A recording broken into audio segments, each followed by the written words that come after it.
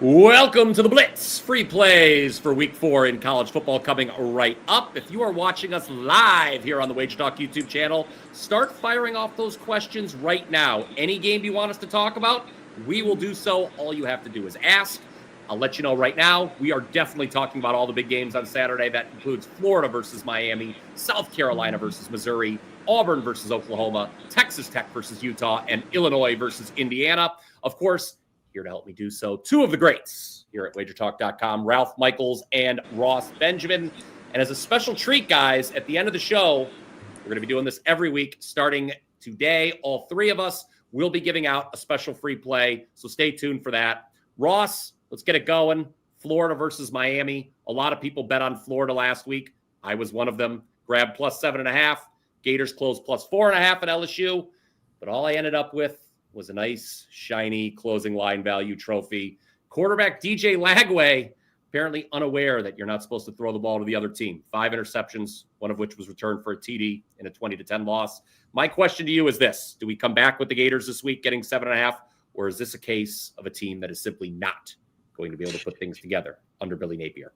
You know, by all rights, the way I usually think is, when you see a team that's just 7.5 off back-to-back losses and losing to a common opponent that the team they're going to face blew out the week before, you would think the conventional wisdom would say to take Miami. So I usually look for a contrarian approach, but then I just couldn't do it here, I just think Miami's the real deal. Florida, look, they've struggled offensively. They turned the ball over. Not only a 2-game losing streak, but 6 turnovers in those 2 games. Miami plus 4 on the season. And that, like I said, that common opponent, South Florida, who Florida lost to at home, Miami just annihilated them last week, 47-12, covering as a 17-point favorite, running up 576 yards of total offense. And you know what? I just don't see Miami or Florida having a flat spot here, because it's not like they're going to take Florida lightly. It's their in-state rival. And just reminding folks, I also usually like to use the revenge factor, but you know what? Miami last year with Cam Ward went down to Gainesville and blew them out 41-17, and that game wasn't even as close as the final score may indicate, as they outgained them by over 200 yards in that game. I just think we're going to see more of the same here, Brian. I'm going to take the Miami of Florida Hurricanes here. I hate to have that hook on the 7, but it only matters if they win by 7 or less. So I'm going to take Miami here to cover the spread here against the Florida Gators. Ralph, let's bring you in now. And look, this Florida defense, no one had to be more upset with Lagway's performance last week than his own defense, because this is a defense, guys, that's given up 1 touchdown all year, and they've lost 2 games. I mean, my word. What do you say, Ralph? Is this a situation where Florida under Napier isn't fixable, that they know maybe the players are starting to feel it's a lame duck coach, it's a lame duck operation here? How do you approach this all Floridian match? So you're saying the Florida Gators are comparable to our Cleveland Browns? All defense, no offense. Yes, exactly. And your stat profile is amazing, and yet you're losing games. So, you mentioned Florida's defense giving up 1 touchdown. I am actually more impressed about the unit on Miami that no one talks about, their defense. When it's early in the season like this, it's tough to quantify how good a team is, because Notre Dame had only played 2 games, and you played Bethune-Cookman, and USF was in a bad scheduling spot.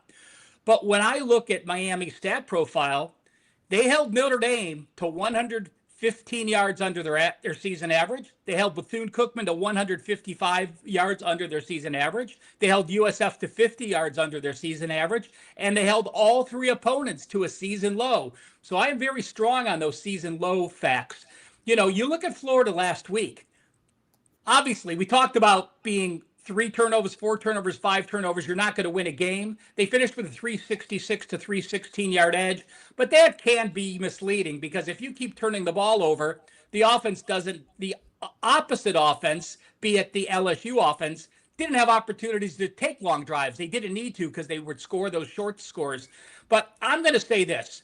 With Florida, off those 5 interceptions, they're going to try to run the ball more. They threw the ball 49 times last week and only ran the ball 27 times. I think they are going to try to run more.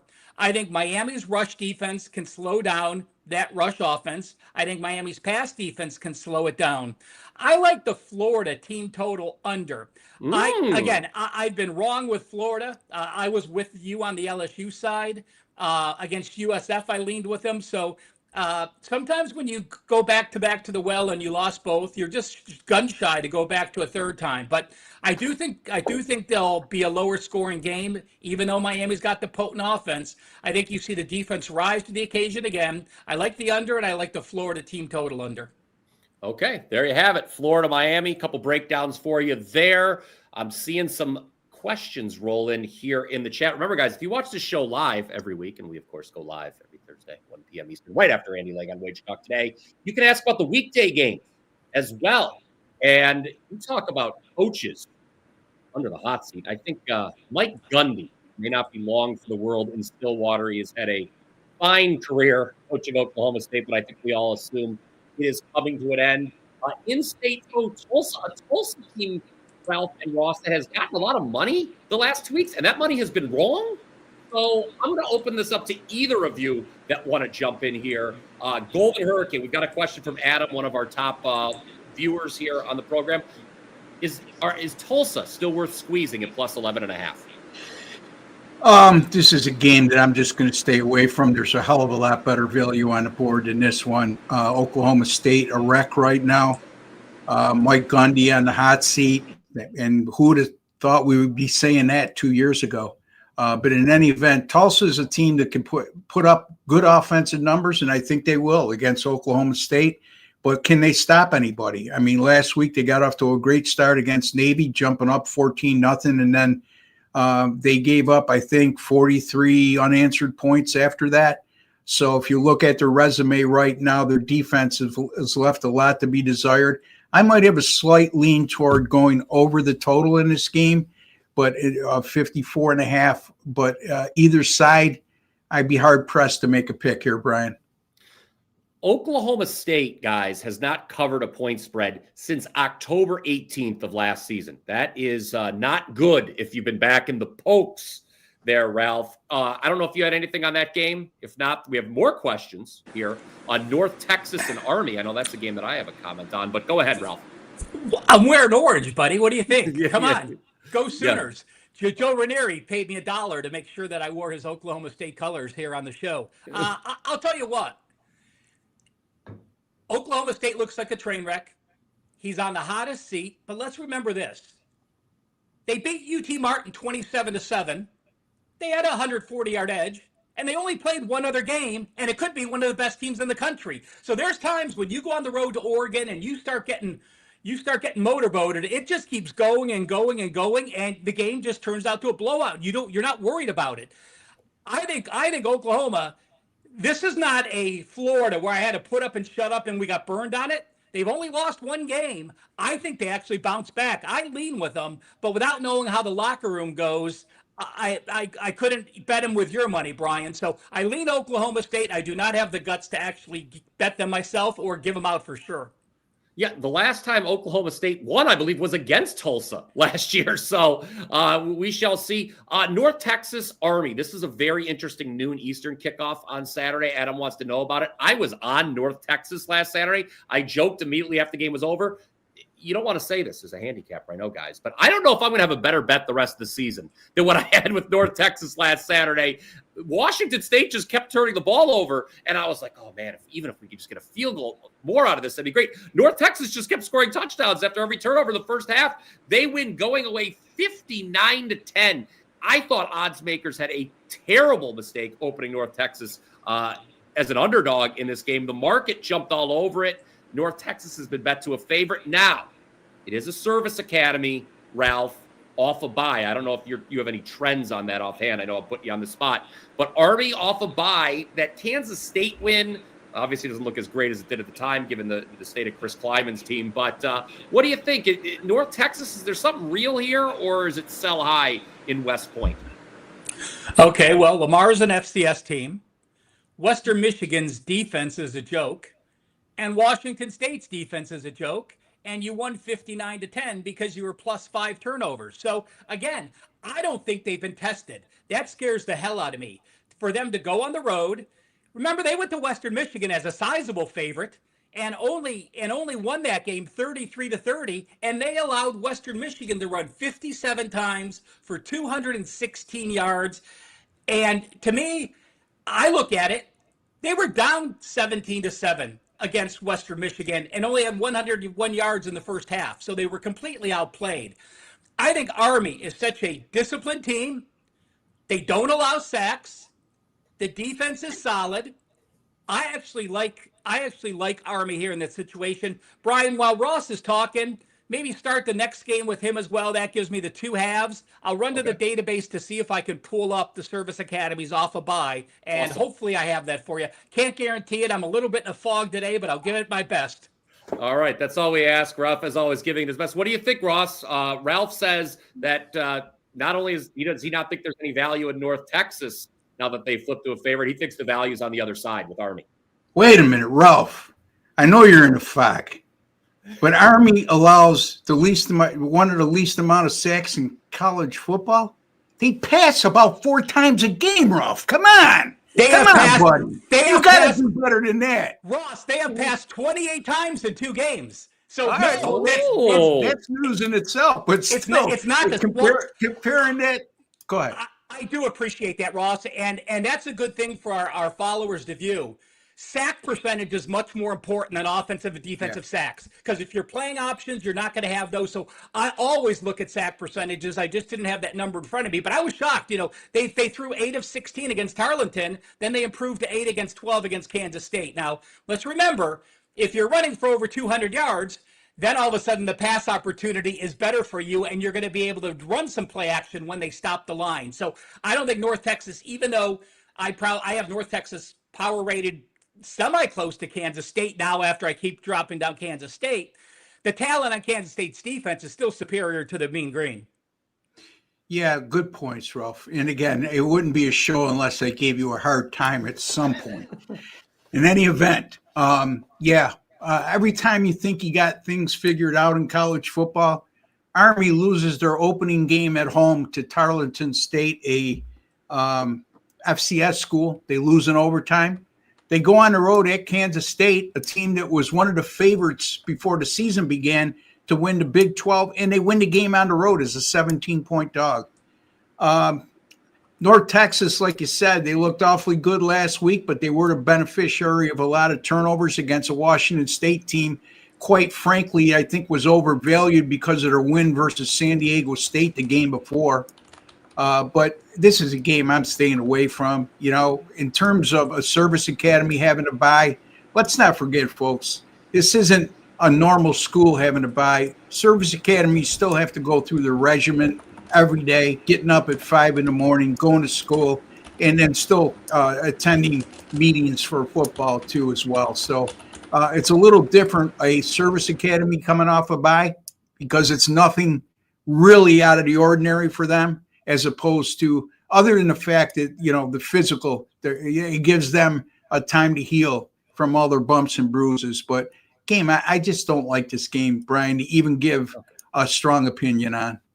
Yeah, so I don't know. I guess maybe the long and short of it is, if you bet North Texas on the opener, you've got a nice closing line value trophy that hopefully isn't all you got. But I don't know. When the line flips like that, I tend to stay away. So Thomas, yes, I see your question there. We're going to get to you a couple Big Ten matchups: Illinois, Indiana, Michigan, Nebraska. Adam, I know you've got another question: Boise State and Air Force. Ralph, I believe you have found something.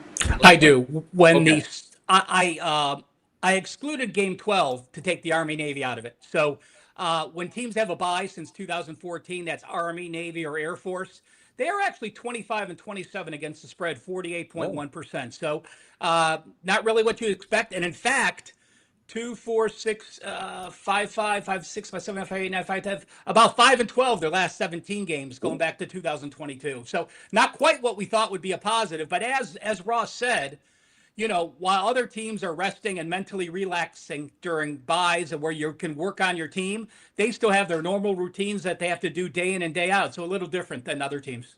Yeah, that was a great point. I thought there. Thank you for the stat. Ralph, and that was a great point that you made, Ross, about how these are, obviously a little bit of a different college experience when you're Army, Navy, and Air Force than me. If you gave me a week off of something, I guarantee you I wasn't getting up at 5 in the morning. South Carolina and Missouri.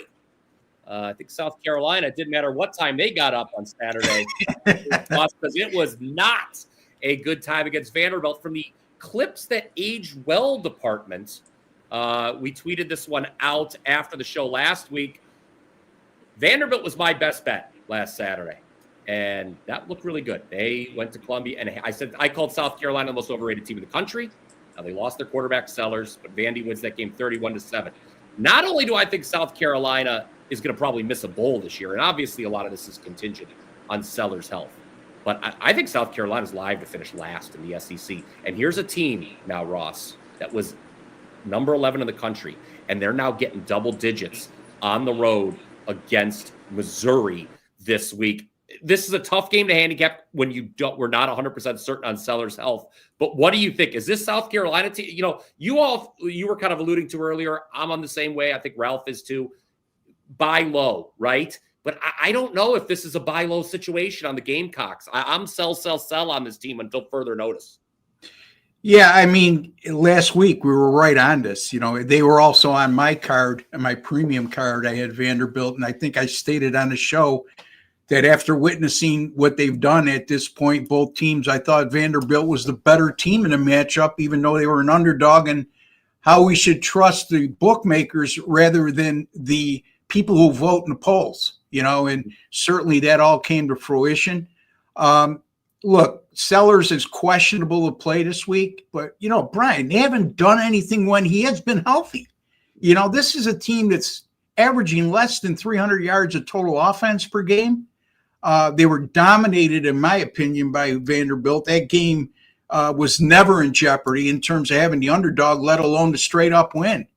And against a Missouri team that's off to a great start. And, again, you go from being number 11 in the country one week to being a 10.5-point underdog the next week. That tells me a lot. And it tells me what the odds makers are thinking. And I certainly would not take the underdog in this case. I would have a small lean toward the favorite, but I'm not sure this is a game that I'm going to use. What do you think, Ralph? Is this a falling knife that you will let hit the ground rather than try to catch it? That being South Carolina, certainly a team that has more questions than answers right now. Yeah, and let's remember, at halftime last week, it was 14-7, and they actually had a 169 to 162 yard edge. So it's always easier to remember what happened down the stretch when that score got extended. And they had a play where it would likely have been a touchdown that got called back because of a penalty. Might have changed the whole dynamic of the game. So, but I'll tell you what, I have multiple check marks next to Missouri. I love what Drinkwitz is saying. I love the enthusiasm of the team. I love the offensive and defensive cohesiveness. Listen to this. Against their three opponents, they have had a season high against all three on offense. They've had a season high, all three on defense. And to me, they're statistically the best team in college football. When you have a defense that you're holding opponents to 3.4 yards per carry and under 50% completions, with an offense that has shown they can move the ball. Now, granted, Kansas and Louisiana are not South Carolina's defense, but that defense up for the Gamecocks is also banged up. To me, I would look Missouri, or I would look Missouri team total, not getting to the window with it. I will say this, even though, we have said that Sellers hasn't done much, the bookmakers basically are telling you that he is one of the most important quarterbacks to his team with how much this moved with him being questionable. Normally it's like a 2 or 3 point difference. Some say this is almost a 9 or 10 point difference from him being in and him being out. So the bookmakers still love him. The sharps still love him. But our eye test, all three of us agree, we don't love him currently in this current form. Yeah, we talked earlier about Oklahoma State, how they've bankrupted their backers, guys. Well, Missouri, quite the opposite. I believe they have the longest ATS win streak in the country right now, 8 in a row going back to the end of last season. So they're cashing tickets in Columbia, Missouri. Ross, did you have something? Yeah, just a real quick note. Keep an eye on this Vanderbilt team. I'm glad that Ralph brought that up, that it was pretty even at the half in terms of total yardage. That's 2 weeks in a row now that Vanderbilt has had monster second halves after being involved in close first halves. So keep that in mind going forward, folks. Yeah, a live betting at the half. Yeah, live betting, and it's, to me, is if a team gets stronger as the game goes on, you can't ignore that when handicapping a game, Ralph. Yeah, especially if you're a Vanderbilt fan, and let's say they just didn't make your card, but they were very close.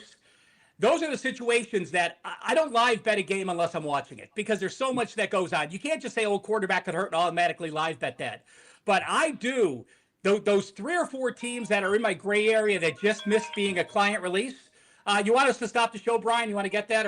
No, I'm all right. Sorry about that. Unbelievable. Yeah, it's unbelievable. I was hoping I got that in time. One thing to look at is if you're watching the games and they're on your almost made it list, if they give up a cheap touchdown early, like on a special teams where the team didn't drive down, I'll usually go back in and live bet those teams I like at a much better line because they gave up a cheap touchdown. Now, if someone drives right down the field and scores a 12-play drive, that's a different scenario. But if it's a fluke pick six or one player broke a run or a special teams touchdown, I look to bet those live situations very often. Yeah. Before you start MFing us when we use Vanderbilt in the future, wait, they play 60 minutes in a game anyway. Go ahead. Yeah. MF means a mother.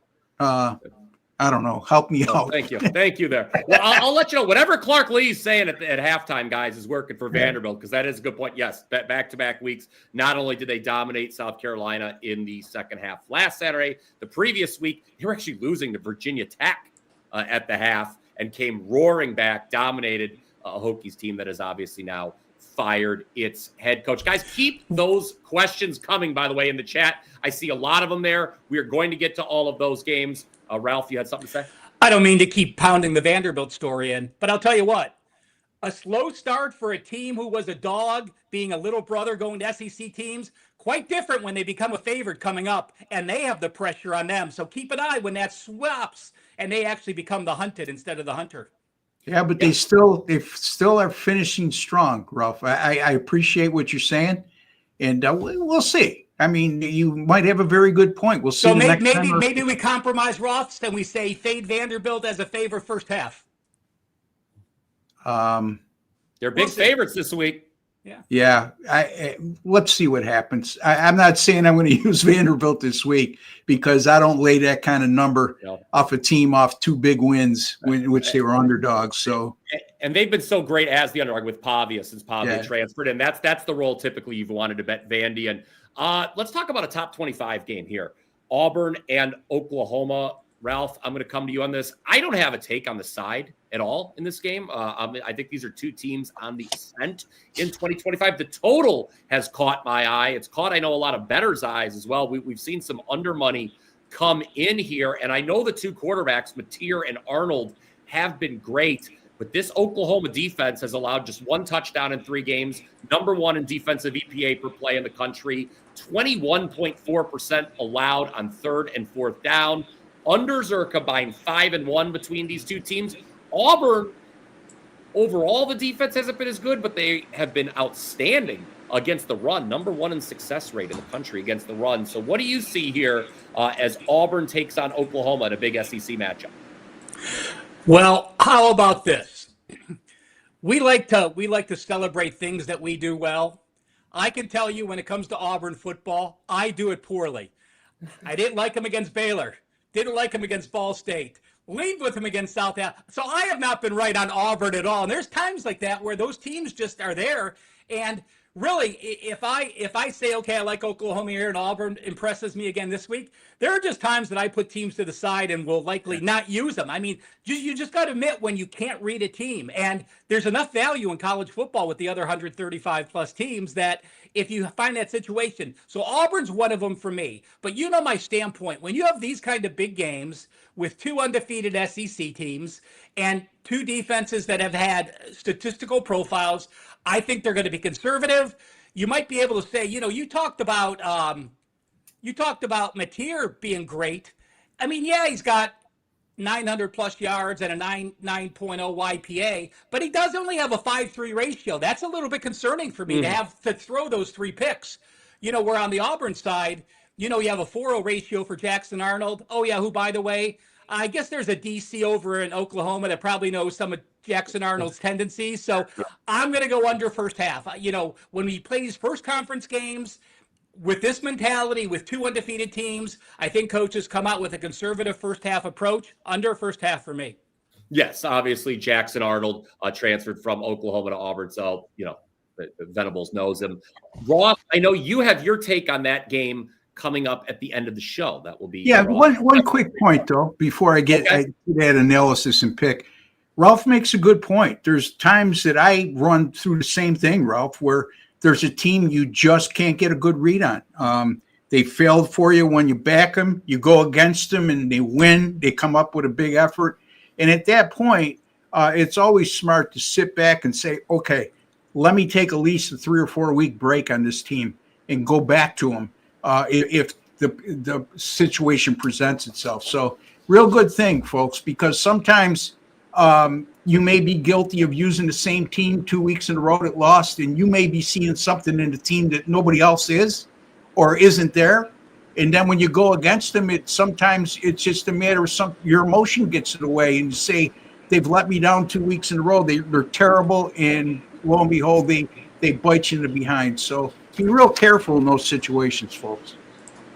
Okay, there we go. A little word of warning. And again, Ross is going to have a free play on that game coming up at the end of the program. But I'm going to throw it to you, this question to you now, Ross. Jacob Hefner wants to know, in what world should Wisconsin be a 10-point favorite? Are we hammering Maryland? He wants to know, sprinkling even a little bit on the money line. I will say Mike Loxley's reputation in Big Ten play, particularly on the road, is not stellar since he came to Maryland. Yeah, and Mike Loxley, since he's took over at Maryland, they always seem to get off to these good starts against FCS schools and teams that they outclass, and then they get into the Big Ten schedule, especially on the road, and they're not very good. This isn't the same Wisconsin teams that that we've been used to seeing in the past. However, I had Alabama last week against them. You got to give Wisconsin a little bit of excuse. It's a much better Alabama team than they showed in their season opener, and they were up against it in Tuscaloosa. But, they fought hard at the end, and they actually, put me on a little bit of pins and needles and almost covering that 21-point underdog role. But this is a game. Look, I'm just going to sit and watch. I can't make heads or tails of this. I don't trust Wisconsin, and I don't trust Maryland when they get into Big Ten play, especially like Brian alluded to on the road. Yeah. Ralph, not to steal your gimmick here, but I've got some numbers we can put behind the Loxley struggles. Loxley at Maryland, he's 11-21 straight up on the road, and he's 6-14 ATS as an away dog. Is the Wisconsin struggles under Luke Fickell, is that enough? As Jacob alluded to, our commenter, is that enough to actually entice you with this Maryland team? Because the reputation isn't good, like Ross said. Well, I looked up while you guys were talking. Luke Fickell off a loss. He is actually only 2-6 ATS going back to November 2023. And his one cover was at Oregon as a 13.5-point dog. They lost that game outright. His other cover was against Purdue at home, that he did win 52-6 as an 11.5-point favorite. This is one of those games, Brian, where I don't trust Wisconsin and their offense to lay this kind of points. I don't trust Maryland to back the dog. So it was an easy one for me to throw out of my list early in the week. Okay, there you go. It's a tough one to call, guys. I know that some of you don't think that Wisconsin should be laying that number, but again, Maryland's reputation precedes itself. Let's talk about what we've got going on this weekend, gang, because obviously it is another big weekend at WagerTalk.com. That Weekend Warrior Pass is available for all three of us, Ross, Ralph, and myself. It's just $49, guys, to get all of your favorite handicappers football plays for the weekend. And we're throwing in Monday Night Football as well. That's Saturday, Sunday, and Monday from any handicapper. You can get it from all three of us. $49 each. A great deal. Ross, what do you got cooking up at the website? Yeah, I'll have a 5% best bet again in college football on Saturday, and that's $35. So to Brian's point, you can get everything else that I put out just by spending an additional $14. If you're just thinking about buying my 5% best bet. College football, 4-0 sweep last week, Brian. Pretty happy with that. Now up to 10-5 on the year, up a little over 18 units. College football last year, number one in units earned, number one in win percentage.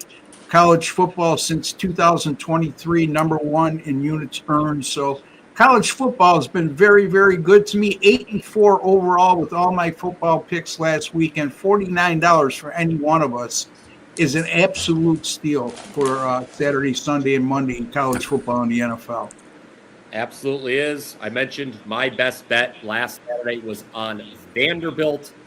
They did not need the 3.5 points, beating South Carolina outright. It was my second straight 3-1 Saturday in college football. So that's 6-2 the last two Saturdays. And we also hit a 5% play in the NFL, my first 5% play in the NFL this year, the Atlanta Falcons, another team that did not need the 3.5 points as they won 22-6 over the Minnesota Vikings. Ralph, how about you? Let's talk about what you've got going on right now for the weekend here, college and NFL. Again, that Weekend Warrior Pass it covers both. I haven't. I'm into my college football card. Not sure what I'm going to have. I do know I'm going to have another 5% NFL teaser. I won last week's, and since the end of 2023, I've had 6 NFL 5%, a perfect 6-0. My teasers rated 4% or 5%, 8-0, and 15-1, 94%. I'll have a 5% loaded, and the best part of the Weekend Warrior is as soon as we load these plays, you get notified immediately. So don't wait until Saturday morning to sign up. Sign up today, and as soon as any of us load their plays, you'll get that email, and you'll be able to bet them at the lines we want you to bet them at and not losing any value. So very different than waiting to the weekend to take advantage of the special. Do it today. Absolutely. Well said there, Ralph. Let's get to some of these questions here in the chat. We just had one coming in. Clemson -17's still out there. Obviously, Clemson, it has been a disappointing season in Death Valley. A tough loss last Saturday down in Atlanta to Georgia Tech. You guys want to lay the points here with Clemson? I know old Dabo's got more questions than answers right now.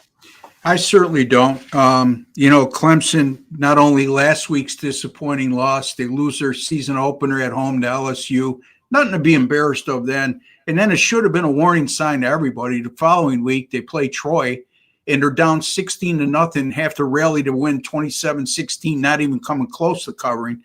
Now, Syracuse has beaten 2 cream puffs, right? And they needed overtime to beat UConn. Last week, 66 points against Colgate, who plays at the FCS level. And they did open against Tennessee, and they were outclassed in that game, 45-26. But one common theme here that on the side of positivity for the Orange is Steve Angeli has really performed well. The transfer quarterback that came over from Notre Dame has thrown for over 1,000 yards in his first 3 games, completed 64% of his passes, 8 touchdowns and 2 interceptions. Syracuse is their wide receiver group is very talented. Now, whether they could stop Clemson is another thing, but I guess that could be a positive note too, because Clemson's really struggled offensively. And, Cade Klubnik, who everybody was touting, not everybody, but a lot of people were touting for the Heisman Trophy before the season started, has been a real disappointment as a 6th-year senior. So, this is a game I think Syracuse does enough to stay inside the number. And also a game because of the way they can move the ball in the air, you might be able to be a beneficiary of a backdoor cover as well. So I would have a small lean towards Syracuse here, plus the 17.5 against Clemson. All right, Ralph, I don't know what the trends say. I could say that the eyes say you don't really want to bet a team that has not played a good game out of 3 yet. As Ross mentioned, not only does Clemson have the 2 losses, they laid an egg in the first half against Troy. In between, any thoughts for you on this one? Is Dabo going to be able to rally the troops here down the stretch?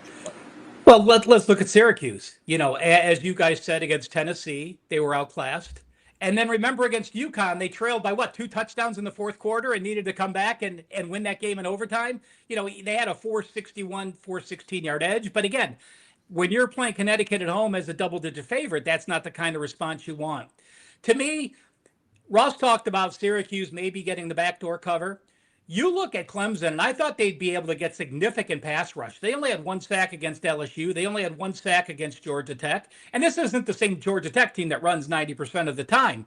And, oh yeah, by the way, they're allowing 69.4% completions. Those are more like Kent State numbers than Clemson numbers. I like the over. I think Klubnik will get it straightened out. I think you have enough experience.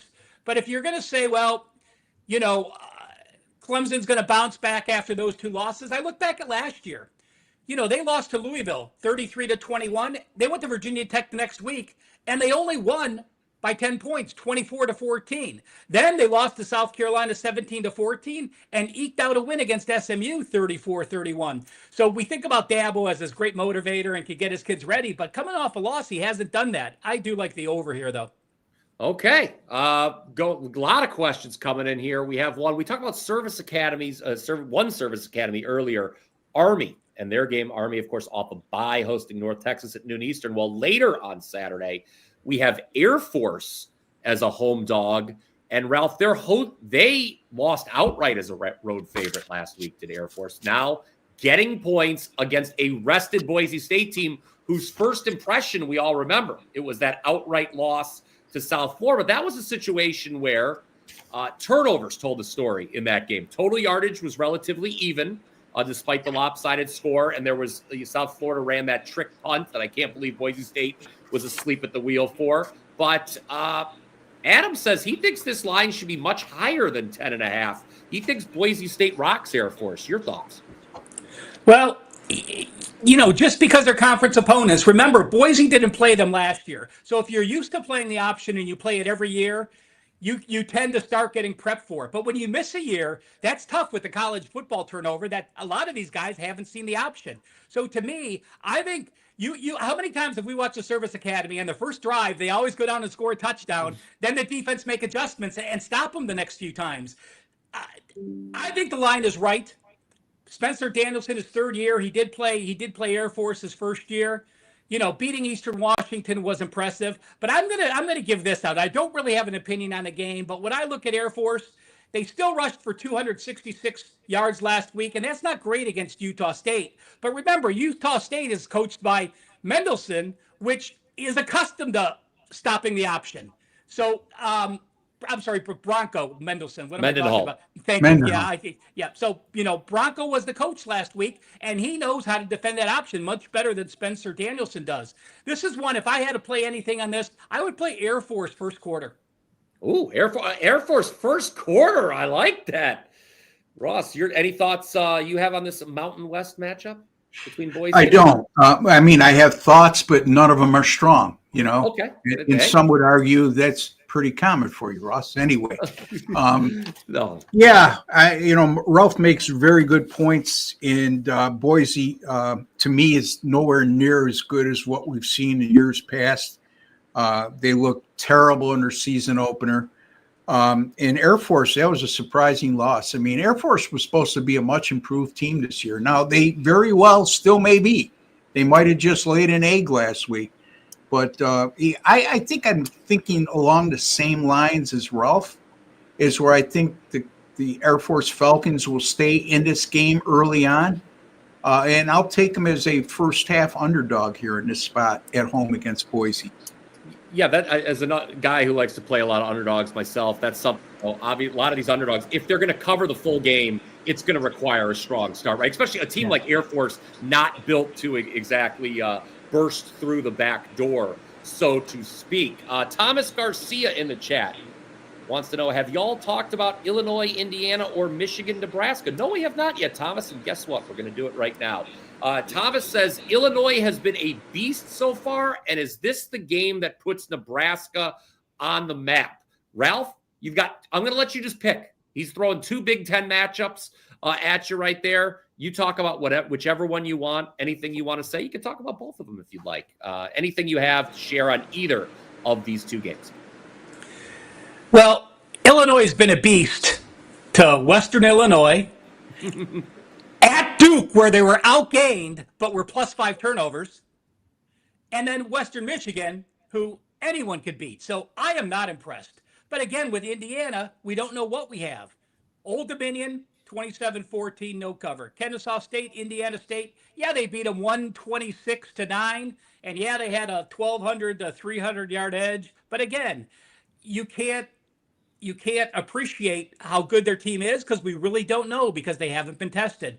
So it comes down to the coaches for me. And, I'm a fan of Brett Bielema. When I'm back in the Phil Steele days, Bielema was like one of the coaches that would call all the time. So I used to chat with him and I respect the hell out of him. But I give Kurt Ciganetti the edge here for Indiana. I think the program he built last year, the excitement the program has to get who would have thought at the beginning of last year that Indiana would be hosting a primetime national TV game for the Big Ten? That's how much their program has stepped up. I do think that Illinois, again, they're one game on the road. They got outgained and they only won by 5 turnovers. Now having to go to an Indiana team that's been home for all 3 games has, again, some may answer, all you can do is play who's on your schedule, and I understand that as well, and they've done it very well. But I look at the entire body of work. I had them power rated higher than this at the beginning of the year. And I think Illinois is a bit fake. So I'm one of those people that are not going to jump on the bandwagon. And in fact, if I had an AP vote, because of that Duke win and just because they're 3-0, I would not have them in the top 20 at all. So. Yeah, I'm with you, Ralph. Last week I mentioned that South Carolina was at the top of the charts on my most overrated list. Illinois is right behind them. Now, are they a top 25 team? Perhaps. They're not a top 10. No. Wait. We should have any in the country. Yeah, number 9 in the country. Stop it. I'm now, but here's the thing, Ross, and a lot of the people watching shows like this don't want to hear something like this, but I think this game is lined appropriately. You look at it, Indiana's a team I also expected to take a bit of a step back. I agree with what Ralph said. Cignetti obviously did a hell of a job last year in Bloomington, but usually that comes, what we see from a team that makes a big jump one year is a little bit of regression as well. That's what I see with both of these teams in 2025. So it's telling, it's obviously a big deal, a primetime Saturday night game in Bloomington here. But I look at this line and I say, yeah, the odds makers got it right. Yeah, this is one of those games. And Ralph, I think you could appreciate this because you're a technical handicapper a little bit like I am. That I went into this game, and I usually every week when the lines come out, I'll X a team that I think I want to look at and possibly use. And I had an X next to Illinois, and then upon further investigation, I found some of the same stuff you guys just alluded to. And not only that, Ralph, when I ran the algorithms on this game, Indiana kept coming up as a play. So when that happens with me, I just disregard it and throw the game out. And that's where I'm at. So I can't be of no assistance to the viewer who asked that question, other than to say that this is one of those games maybe you look at and say both teams are 3-0, but we really don't know just how good either is. So let's see what happens in this contest before jumping in on either team until the future. So that's the way I look at this contest. Yeah, and Ross, coming up, we've got a matchup in the Big 12 between a couple 3-0 teams that I don't think we know a lot about because they haven't played anybody. Ralph, you got a question or a comment? One more negative for Illinois. They've been sacked 9 times against Western Illinois, Duke, and Western Michigan. That's scary going on the road against this IU defensive front. Yeah, absolutely. Michigan, Nebraska, a game that's kind of under the radar. I'm going to make a comment that might shock people. I think the wrong team's favored in this game. I think Nebraska is going to beat Michigan. Underwood, true freshman, he's looked good, but there's a problem, Ross. You need your teammates to also look good, and the rest of this Michigan offense looks terrible. He's got no help, and he's going. Yeah. This is his second true road start. They lost the first one in Norman. I believe you had a big play in Oklahoma in that game, if memory serves correct. 5%. So, yeah, yep. I think Nebraska. This is a big game for Matt Rule, obviously, and a big game for the folks in Lincoln. You're going to know it's going to be a passionate audience there. I think Nebraska's live to win this game on the field. Yeah, I agree with you, Brian. I think this is similar to how he analyzed the Vanderbilt and South Carolina game last week. Although I think Michigan's much better than South Carolina. But where I'm going with this is I think the better team in this matchup is Nebraska, especially at home. And I agree that the better team is the home underdog here. And, you look at Michigan, how they played in that game against Oklahoma on the road, and sure, they have a true freshman quarterback that's very talented, but he didn't really play very well in that game. And like you said, he's not getting a lot of help from his receivers and his running game. And I think that this is one of those games that's a perception game, because Michigan, with the real good brand name, just 2 years removed from a national championship, and they're taking on a Nebraska team that just can't seem to get over the hump in recent seasons. But they may be on their way this year. And I think this is a good spot for the home underdog, Ralph. Which I'm going to add. I agree with both of you. Clearly, I lean that way. Again, you're talking about Bryce Underwood, that the team put up 1,100 yards against New Mexico and Central Michigan at home. On the road, the stats are 408 to 288.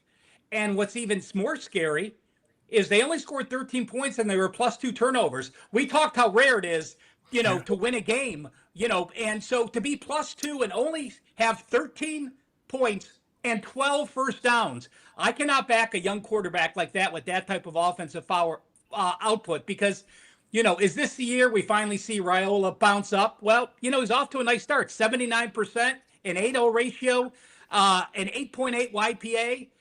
So to me, eye test is clearly Nebraska. Not getting to the window with this, but, since I'm from Ohio, I'll usually, if I bet on Michigan, I'm a Michigan fan. Every other week, I hate the blue. Go Big Red. Yeah, and let's bring up one other point here with this game, guys. Sherrone Moore, the Michigan head coach, is not going to be on the sideline. This is the second game of his suspension. Biff Poggi, the former Charlotte head coach, is coaching this. That's something that matters, I think, as well. So sounds like it might be 3 for 3 on the court in that game there. Last game on our rundown of the big games. If you guys have any other game you would like to know about, now's the time. Time is running. Time is ticking. Please ask away. Otherwise, Ralph, Ross, and I all have free plays to get to as well. We'll get to the game tonight. I think somebody wanted to know about Rice and Charlotte tonight as well. We'll get to that. But let's talk Utah, Texas Tech first. This was the game I alluded to just a few moments ago, a pair of 3-0 teams that I'm not sure we know much about because they have not played anyone, Ross. This was a watch and learn game for me, because I'll make it. This is my take on this game, and it's not going to be very helpful for Saturday at the big noon kickoff, I understand, but I'm going to make it anyway.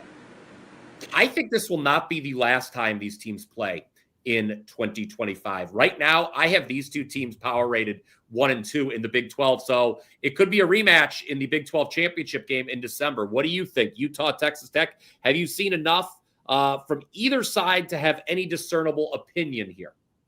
Boy, oh boy, we think alike on this one, Brian. But I could say this is that not having a good handle on either one of these teams in terms of picking a side in this game, you could look at the fact that both of these teams have put up huge offensive numbers in their first 3 wins, and their defensive numbers, they've been dominant as well. I think that we're going to see something in between here. And what I mean by that is I don't think either team will come close to what they produced offensively so far, and I don't think either defense is going to be as dominant as they've shown against inferior opposition thus far. So I do think this game will be played in the low 30s, maybe 34-31, 34-30, 31, even 34-27. So I have a small lean toward going over the total in this game, because the safest bet to me is both offenses we know can move the ball and score. And I don't think either defense is going to be nowhere near as dominant against each opposing offense in this contest. Yeah, Ralph, the one thing I will say, obviously, so all these teams, they have to cater to the networks. This is the Fox Big Noon Kickoff. An early start is right in Salt Lake, Utah. So I agree. The two offenses have been great, Ross. But one thing that I was thinking about with the total, and this is a little different, I guess, is maybe a sleepy start from these two offenses with the early start. Maybe I agree, full game. Obviously, the way these college games go crazy at the end, I wouldn't want to be holding a full game under ticket. But maybe a first half under, Ralph, is a way to approach this Utah-Texas Tech matchup. What do you think?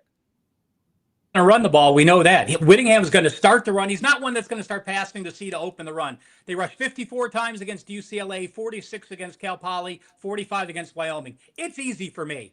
I had Utah as the better team coming into the season. They have been dominant, outgaining their foes by 272, 295, and 312. And they played 2 road games. Yes, it was UCLA, and yes, it was Wyoming. But to me, to be that statistically good at the start of the year and have 2 of your 3 road games, to me, that's incredible to me. While Texas Tech had played Arkansas, Pine Bluff, Kent State, and Oregon State, probably the weakest schedule in all of college football, and all 3 were at home. Big change when you get into this conference play. I certainly like Utah here, but I have one interesting note that you guys can write down this and keep track for later. If the highest elevation in college football is Wyoming at 7,000 feet. Now, you're going to say Utah, Salt Lake City is high, but it's still only 4,200 feet. There's still a significant edge. If you played at Wyoming the week before with no rest, and now you're a dog or a favorite up to minus 21, you are only 19-40 since 2009. That is 32% against the spread. So we always talk about the altitude in Mile High Stadium in the NFL. Think about that. Wyoming's 2,000 feet higher, and that does affect teams the following week. That may play into your first half under as well. Okay, so there you go. An interesting angle there, not to think about. Yes, I drove through Wyoming a few summers ago. It's a nice place, by the way, if anyone has some time. Anyway, Ole Miss, Tulane. Let's wrap these up before we get to our free plays, guys, that we're each going to give you. Ole Miss, Tulane. Anyone have any strong opinion? 12.5, 13.5s out there. Ole Miss, the computers seem to love Ole Miss, Ross. I bet against Ole Miss last week, and that was. I never got along with computers anyway, so yeah. I like Tulane in this game. I like the points here. I think that Tulane is a quality team out of the American. I think they're a legitimate team to be considered for the college football playoff when the season ends in terms of the group of 4 representative. I think Ole Miss is coming off a big SEC win. And I haven't looked at the schedule, but I'm almost going to guess they got an SEC game next week. And that would be LSU, Ross. At LSU. So sandwiched between is a game against a group of 4 or a group of 5 opponent. You know, I just think it's a prime spot. I mean, Ole Miss's defense, Ralph, leaves a lot to be desired for me. I know they could score. I know they can move the ball. But don't undervalue Tulane in this spot. I think the Green Wave get inside the number here, and I wouldn't be shocked if they take them right down to the wire in this contest.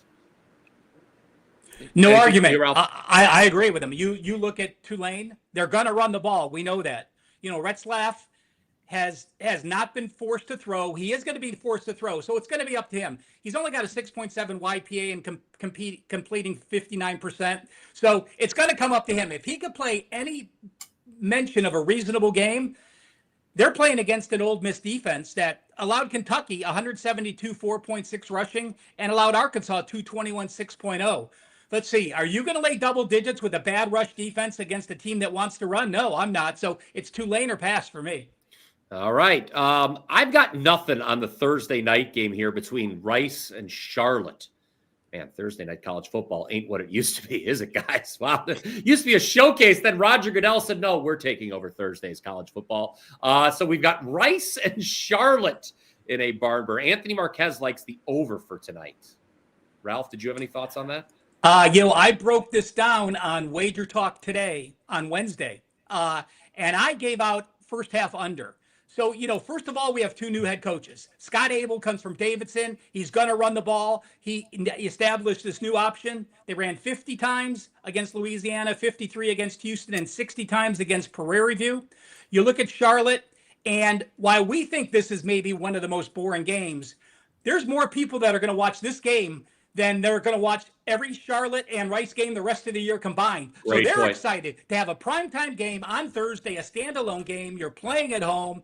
And, Tim Albin won the MAC last year at Ohio. Yes, he did. And he left after the MAC championship. So why would a coach who was a 4-time MAC coach of the year, off a conference championship win, leave and to go to Charlotte? Well, let's see. He made about $800,000 at Ohio. He's making 1.8 at Charlotte. So $1 million will get you to move from Ohio to Charlotte. I like Albin. I think they struggled early putting in his new systems against App State and North Carolina. Yes, it was Monmouth, but we saw him click in. I'm an Albin fan. Rice is going to run the ball. Charlotte's rush defense has been good.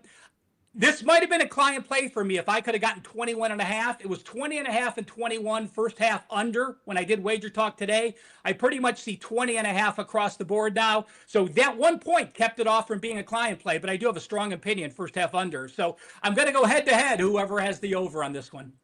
All right. I'll tell you what, Ralph. As great a time as I had at Ohio University from 1998 to 2002. For $1 million, I might have left too. I'll tell you that right now. So I can't fault Tim Albin. He did bring the school its first MAC title since 1968. So thank you, Tim Albin. I hope you have a fine time. You know, Brian, I almost had a heart attack because Ralph said, I know a lot of you people out there think this game is boring, but there's going to be a lot of people, and I'm waiting for him to say, watching this game instead of the Buffalo-Miami game. Well, they get the first half, isn't that's why I'm using the first half, because then I got to turn it off to go to the end. It's true. This is true. You're just a wealth of knowledge, Ralph. There you go. There you go. You can't win an argument against Ralph. I'd hate to be his wife, I'll tell you. All right, let's get to our free plays, guys. We've reached the end of the show. Thank you, by the way, Adam, for those kind remarks in the comments section. But I'm going to go first with my free play because I'm sticking with a MAC team. As a matter of fact, is Ohio University's rival, Miami of Ohio, a little out west there in Oxford. So Miami, Ohio, hosting UNLV. We've got a 3-0 UNLV team heading east, laying a short number on the road against the 0-2 Miami of Ohio team. If you're someone who has followed me for any length of time, you know what we are going to do here. That is back the desperate 0-2 home dog. I am going to take this opportunity right now to double down on my preseason assessment that Dan Mullen is not the man to get the job done in Las Vegas. I bet this UNLV team under 8.5 wins for the season. Yes, they're 3-0, but they could have lost as 30.5-point favorites to an FCS team in the opener, that being Idaho State. Then they face Sam Houston State, who's got a first-year head coach. They're 0-3. And then what did they do in the third game? UNLV, they beat UCLA, who's also 0-3, and has already fired its head coach. The Rebels closed as a home dog against UCLA, just to let you know what the odds makers thought of them going into that game. Now, I get Miami of Ohio's offense has been a tough watch the first two games, but they played two Big Ten teams on the road, Wisconsin and Rutgers. I have always respected the job head coach Chuck Martin has done in Oxford. The Red Hawks, 23-4 straight up at home since 2019. I think they take the game outright. Give me a little Maction, Miami of Ohio, as my free play for the show today. Ross, you are up next. Talk to us. Yeah. You're talking Oklahoma, Auburn, a little bit of a bigger game. And let's not forget in that UNLV game, to further Brian's pick, is you got a West Coast team playing a noon Eastern time kickoff. And I gave this out as my I on Wager Talk today on Wednesday. The one game I speak about each week where the number jumped out and looks like a trap. This was the one for all the reasons you just said. So love it. Anyway, okay, Auburn and Oklahoma. Oklahoma right now a 6.5-point favorite. Ralph, you mentioned the 5.3 touchdown to interception ratio of John Mateer, but I get that's a concern. But I really like this kid. He sort of reminds me, and I don't want this to be taken out of context, but Josh Allen used to get a lot of criticism early in his career because he threw too many interceptions, because he took too many chances. But the intangibles that Josh Allen brought, and now they're much better, right, his interception ratio. But at that point early in his career, this reminds me of John Mateer. I mean, the intangibles he brings to the table, the kid just knows how to win, okay? He's excellent with his legs as well. He could beat you with both his arm and legs.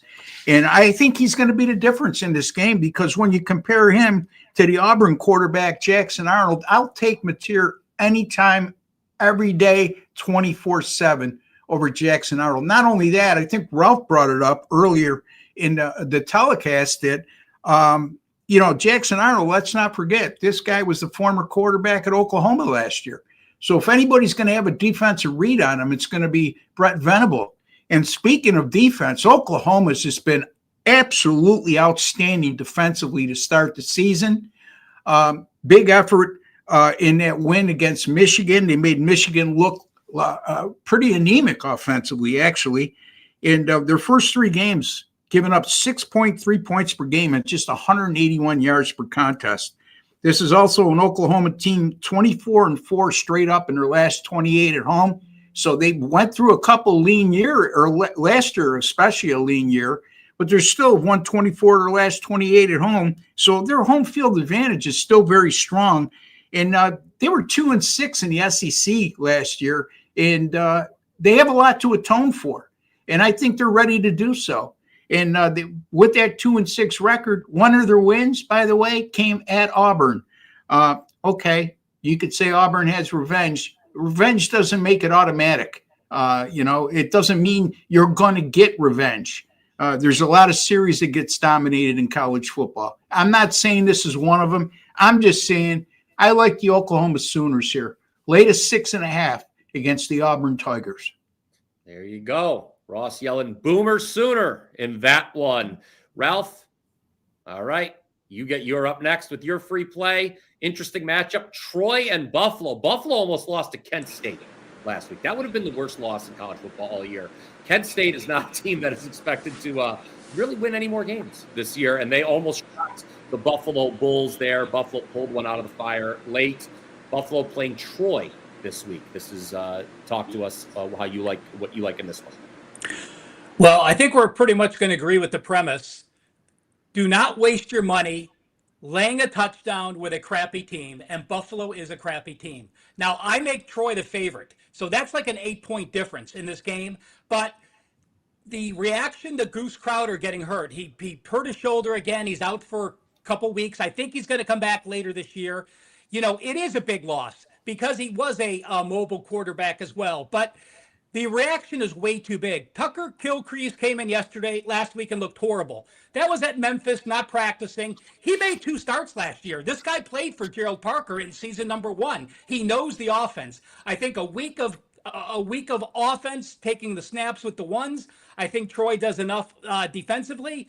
Buffalo, again, Kent State is the lowest team that I've ever had power rated in the last 10 years. I only have my records for the last 10 years. My computer crashed. That's how bad they are. They're the worst college football team in my power ratings in 10 years. So to beat them 31-28 and have to come back from a couple scores down to do it. Again, bad team, laying almost a touchdown. I want no part of it. I'm going to fade Buffalo, play on Troy to rally around their injured quarterback. And I truly believe rally around a star player is legitimate, but only for the first game. You can only get your enthusiasm and excitement, and the defense can raise to the occasion only once, and then I think you have to take it out of the equation. I think Troy is that kind of quality team that this will occur. All right, Dan, throw that fancy graphic on the screen here with all 3 of our free plays. There you go, the Blitz squad ride right there. You want to parlay them together, plus 589. Ross is laying the 6.5 with Oklahoma against Auburn. Ralph taking the 6.5 with Troy against Buffalo, and I will be taking the 2.5 with Miami of Ohio against UNLV. Those are your 3 free plays here on the Blitz. Guys, we're gonna wrap things up, but let's remind everyone what we've got cooking at WagerTalk.com this weekend. Obviously, that Weekend Warrior Pass, we talked about that earlier in the show. Just $49. You can get all of our football plays, each one of it. It's $49 per handicapper. You get all of our plays, NFL and college, Saturday, Sunday, and Monday as a free bonus. I talked about 6-2 the last 2 Saturdays in college football. I am. Last week, my best bet was Vanderbilt over South Carolina. NFL, 5% max bet last Sunday. It was Atlanta over Minnesota. In both of those 2 instances, we did not do 3.5 points. Both teams won outright. I will have big cards both Saturday and Sunday. WT.buzz/BP. And don't forget about Major League Baseball, where I'm a perfect 3-0 the last 2 nights and on a 17-9-1 run as well. Ross, remind the people what you've got going in your neck of the woods, man. Yeah, I hate to be redundant, but 4-0 last week in college football. 5% best bet winner last week as I had Tennessee plus the points. Should have won the game outright, but they didn't, but they certainly covered. So I'll take that. That's 3-0 to start the year with my college football 5% best bets. I'll have one of those up on Saturday. 10-5 in college football on the season. Number one in college football last year in win percentage and units earned. Number one in college football since the start of 2023 in units earned. 8-4 with my combination college football NFL last week. And, I'm off to a bad start in the NFL. And I'm transparent because here's what I would say, folks. If you're down and out on me with the NFL, I get it. 6-9 to start the year, that's not up to my standard. But 5 of my losses came by a combined 5 points. Yeah. So I know I'm handicapping the games right. Just a little bit of bad luck. We're going to turn that around. In Major League Baseball, by the way, number one this year. I temporarily lost that spot yesterday, but came back with a winner last night.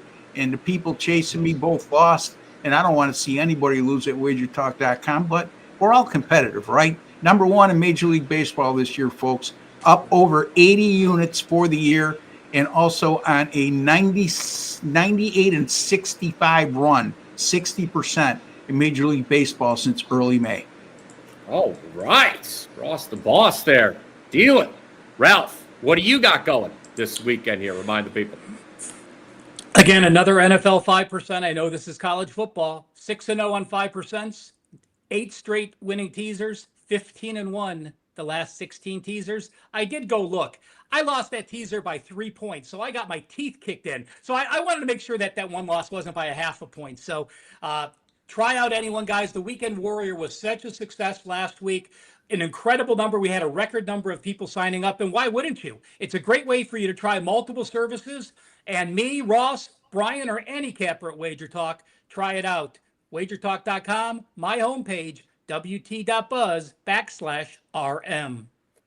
We thank all of you for tuning in to another edition here of The Blitz on WagerTalk's YouTube channel. Remember, please like and subscribe. That little bell, click that button. That way you're instantly notified when fine shows like this drop each and every week. We'll be back again, Ross, Ralph, and I, talking a big week 5 in college football. But until then, see you soon. Let's